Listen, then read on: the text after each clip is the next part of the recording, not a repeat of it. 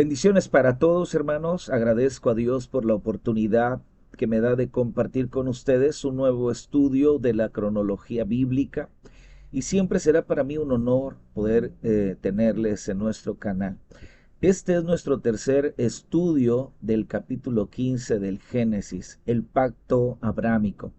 Y si aún no has visto los primeros dos estudios de este pacto abrámico, te dejo en la descripción el link para que puedas verlos y comprender un poquito mejor este tercer estudio que vamos a ver. Bien, hermanos, en esta tercera parte de la escatología del capítulo 15 vamos a analizar dos de los símbolos escatológicos más importantes y trascendentes de toda la profecía.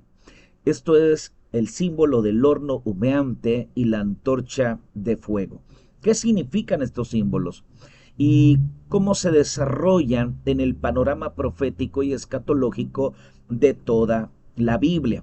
Ahora, recuerde que estamos en el momento en el cual han sido presentados los animales delante del Señor y el momento preciso en el que aparece la gloria de Dios.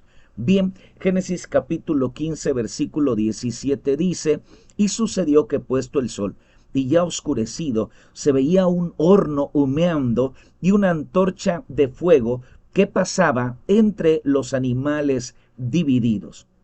Bien, es el significado de pasar entre los animales divididos? Bueno, los estudiosos sugieren que este ritual de pasar entre las mitades de los animales sacrificados estaba destinado a implicar un juramento vinculante para los que participaban en él. En este caso, Jehová Dios y Abraham. Y al caminar entre los animales, la persona estaba dando por sentado que él mismo acabaría como los animales sacrificados si rompiera su parte del trato. Bien, hermanos, ¿qué significa el horno humeante? Dos palabras para referirse a horno humeante, en este caso tenur, que significa horno, y asán, que significa humo. Estos significan, en un sentido escatológico, el juicio de Dios. En toda la escritura hay una constante con referencia a este símbolo. Casi siempre o siempre está relacionado con el juicio de Dios. El primer juicio que menciona la Biblia es el que Dios ejecutó sobre Sodoma y Gomorra por causa del pecado que había llegado al colmo y había subido a la presencia de Dios. De acuerdo al Génesis, hermanos, el mayor pecado en Sodoma fue la perversión moral de los hombres. Ahora, ya en un sentido escatológico, según la Escritura, nuestro Señor Jesucristo declara en Mateo 17, 28 al 30, y ahí se menciona que hay un juicio que vendrá sobre todos los hombres por practicar los mismos pecados que los sodomitas. Cuando lleguemos al capítulo 19 analizaremos a detalle los pecados de los sodomitas y las condiciones que obligaron al juicio de Dios. Pero ¿qué es lo que dice la Biblia? Allí en Génesis 19, 24. Entonces Jehová hizo llover sobre Sodoma y sobre Gomorra azufre y fuego de parte de Jehová. Más adelante en el versículo 28 dice, y miró hacia Sodoma y Gomorra y hacia toda la tierra de aquella llanura. Miró, y he aquí que el humo subía de la tierra como el humo de un horno. Note, como el humo de un horno. ¿Qué es lo que estaba presenciando Abraham en ese sacrificio, en esa visión? En eso que estaba viendo Abraham. Estaba viendo Abraham el juicio de Dios en ese sacrificio. Bien, hermanos, vamos a ver, el segundo juicio que Dios envía es el juicio a Faraón y a Egipto. Este segundo juicio se da cuando Dios aparece a Moisés y le da instrucciones precisas para que Faraón dejase salir a Israel de Egipto.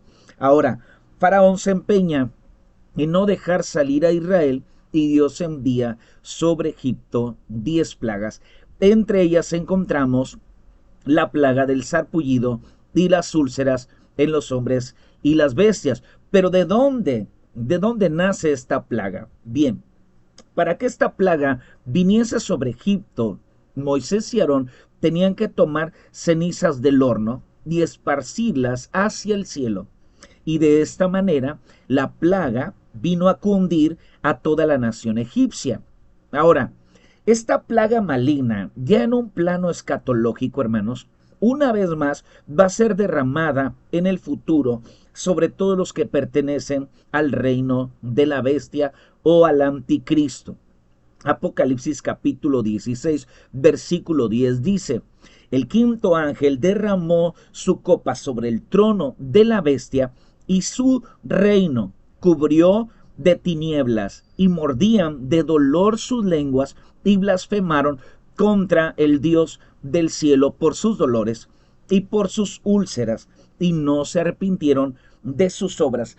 Es algo interesante, porque la misma plaga fue enviada sobre Faraón, y Faraón tampoco se quiso someter al poder de Dios. No quiso libertar a Israel.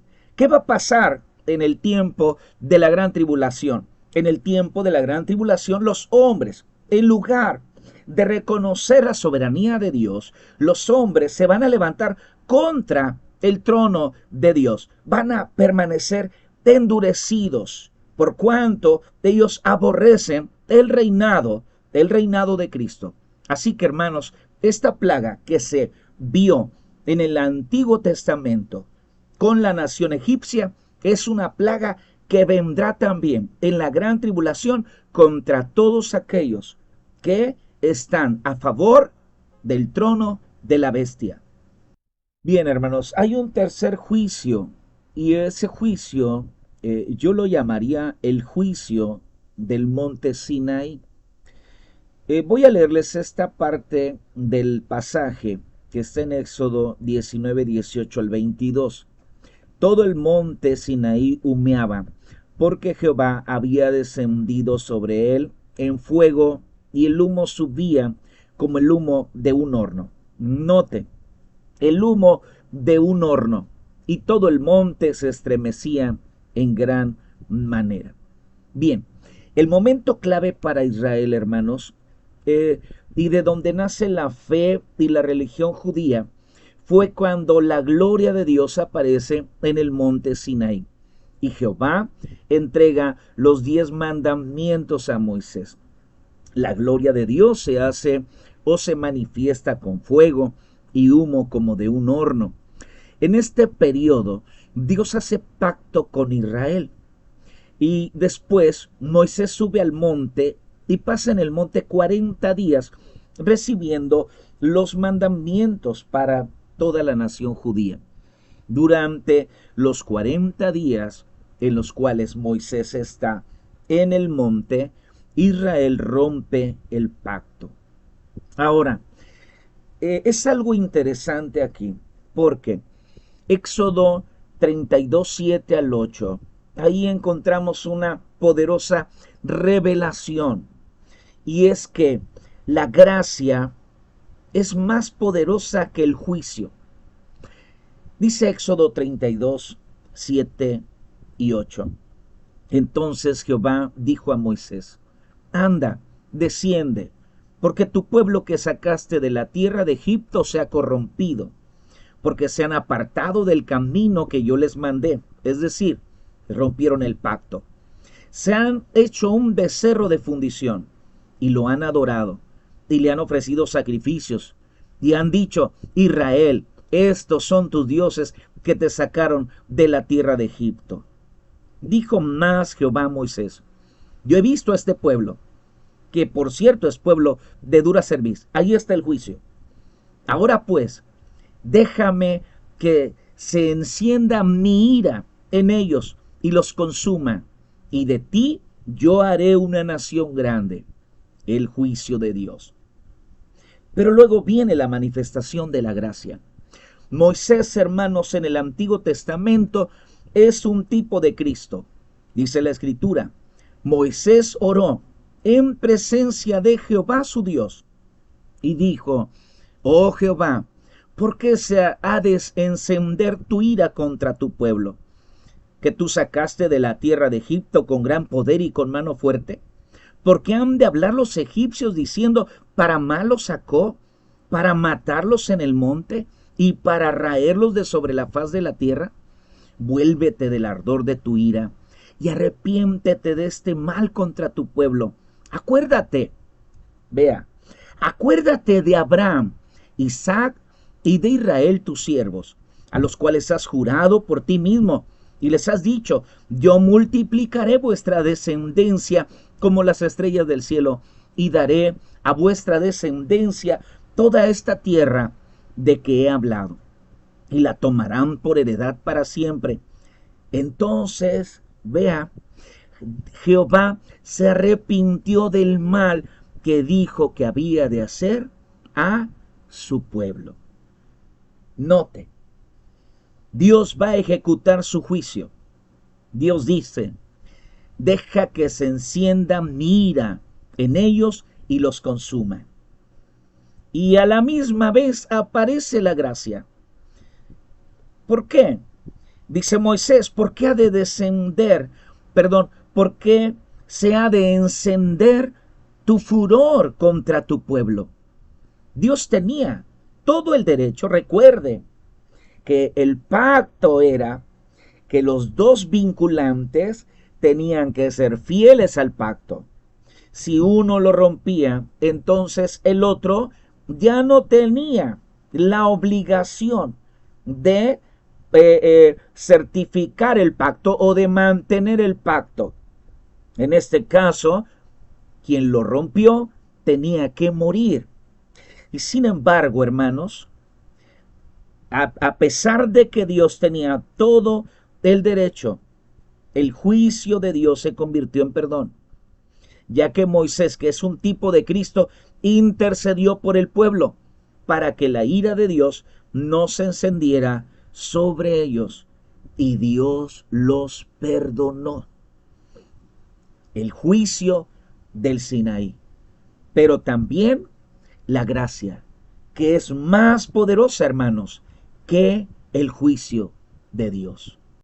Bien, ahora vamos a ver tres profecías bíblicas que hablan sobre el juicio venidero y que tienen que ver con el horno humeante.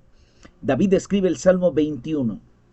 Él profetiza el final de aquellos que se han constituido enemigos de Dios, y su destino es el horno de fuego. Dice el Salmo capítulo 21, versículo 8 y 9. Alcanzará tu mano a todos tus enemigos, tu diestra alcanzará a los que te aborrecen. Los pondrás como horno de fuego en el tiempo de tu ira. Jehová los deshará en su ira, y fuego los consumirá. Aquí, hermanos, es importante mencionar que religiones como los Testigos de Jehová o los Adventistas no creen en el infierno. Sin embargo, desde los tiempos remotos de la profecía, ya profetas como David hablaban de este castigo eterno. Mire, vamos a ver ahora allí en Malaquías, que es el último profeta del Antiguo Testamento.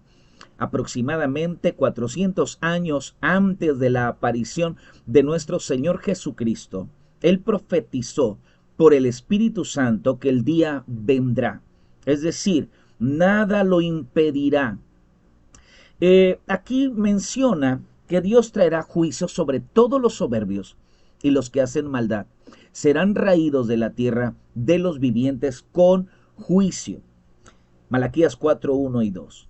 Porque aquí viene el día ardiente como un horno, y todos los soberbios y todos los que hacen maldad serán estopa. Aquel día que vendrá los abrazará, ha dicho Jehová de los ejércitos, y no les dejará ni raíz ni rama. Mas a vosotros, los que teméis mi nombre, nacerá el sol de justicia. Esto es Cristo. Y en sus alas traerá la salvación.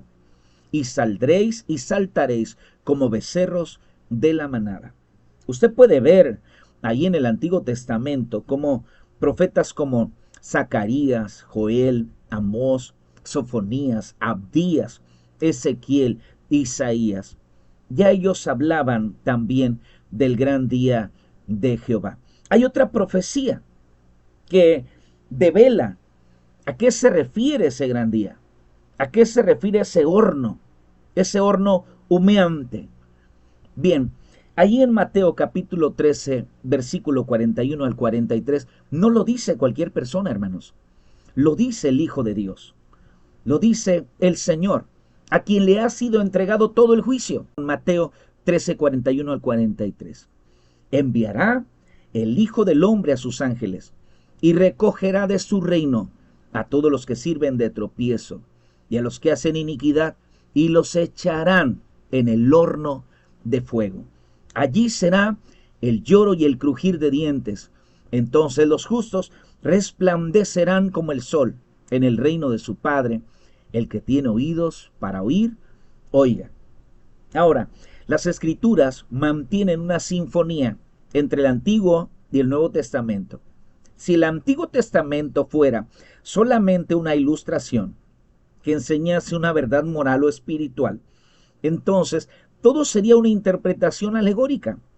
Pero si analizamos los textos, todos ellos definen el fuego y el humo como cosa literal y no figurada. Jesucristo, hermanos, no usó una alegoría para hablar del juicio eterno, sino que confirmó lo que las Escrituras ya revelaban desde el Antiguo Testamento. Y mira las características del juicio en Mateo, para que vea que no es una alegoría, no es una enseñanza moral. Estamos hablando de una realidad. Jesús menciona el horno de fuego y lo hace literalmente, y así debe de interpretarse. ¿Por qué? Mire, aquí habla de seres espirituales como los ángeles. Los ángeles son espíritus reales, los que causan tropiezo y hacen iniquidad. Se está refiriendo a hombres reales que se echan en el horno de fuego. Si lo primero se interpreta como algo literal, entonces también se debe de interpretar de la misma manera esta palabra, el horno de fuego. El lloro y el crujir de dientes menciona almas conscientes y con sensaciones. Y los justos también, que son almas conscientes con vestiduras de gloria literales. Qué interesante, hermanos, es poder estudiar estos conceptos a la luz de la escatología bíblica. ¿Para qué? Para estar preparados. Tenemos que ser conscientes que viene un juicio sobre la tierra. ¿Cuándo vendrá? No lo sabemos. Puede venir en cualquier momento. Por eso es importante que los hijos de Dios estemos preparados, porque Dios no es hombre para que mienta, ni hijo de hombre para que se arrepienta. Si Él lo ha dicho, Él lo cumplirá.